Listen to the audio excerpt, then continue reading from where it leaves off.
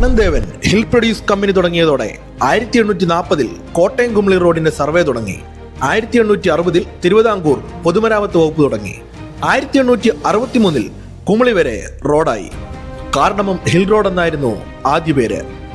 ആയില്യം തിരുനാൾ മഹാരാജാവ് നിർമ്മിച്ച കോട്ടയം കുമളി റോഡിന്റെ ദിശ മാറിയിട്ട് 1 നൂറ്റാണ്ട് പൂർത്തിയാകുന്നു.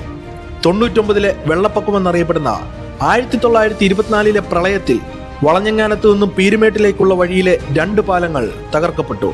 വളഞ്ഞങ്ങാനത്ത് നിന്ന് പീരുമേട് വരെ 4 കിലോമീറ്റർ ദൈർഘ്യമേ അന്നുണ്ടായിരുന്നുള്ളൂ. പാലങ്ങൾ തകർന്നതോടെ മലയോരത്ത് കൂടിയുള്ള ഗതാഗതം തടസ്സപ്പെട്ടു.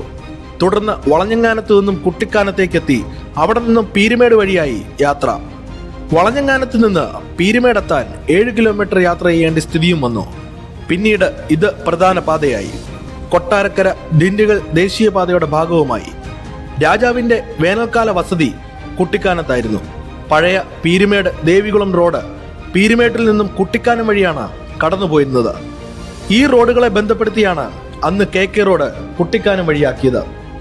വാഴൂരിന്റെ ഹൃദയത്തിലൂടെ കടന്നുപോകുന്ന കോട്ടയം കുമളി റോഡ് ഈ പ്രദേശത്തിന്റെ വളർച്ചയിൽ ഗണ്യമായ പങ്കുവഹിച്ചിട്ടുണ്ട്. ഇന്നത് കൊല്ലം തേനി NH 220യുടെ ഭാഗമാണ്.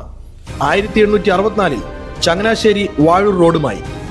തുടർന്ന് കൊടുങ്ങൂർ പുലിയന്നൂർ റോഡും കാനം ഷൺമുഖവിലാസം 80 വർഷം മുമ്പ് അദ്ദേഹം കൊച്ചുകാഞ്ഞിരപ്പാറ പ്രൈമറി സ്കൂളും സ്ഥാപിച്ചു. മങ്ങാട്ട് ഗോവിന്ദപിള്ള കൊടുങ്ങൂർ മണിമല റോഡ് വെട്ടിച്ചപ്പോൾ ആഭ്യന്തരമന്ത്രിയായ PT ചാക്കോ കാഞ്ഞിരപ്പാറ കാനം ചമമ്പതാൽ റോഡ് വെട്ടിച്ചു.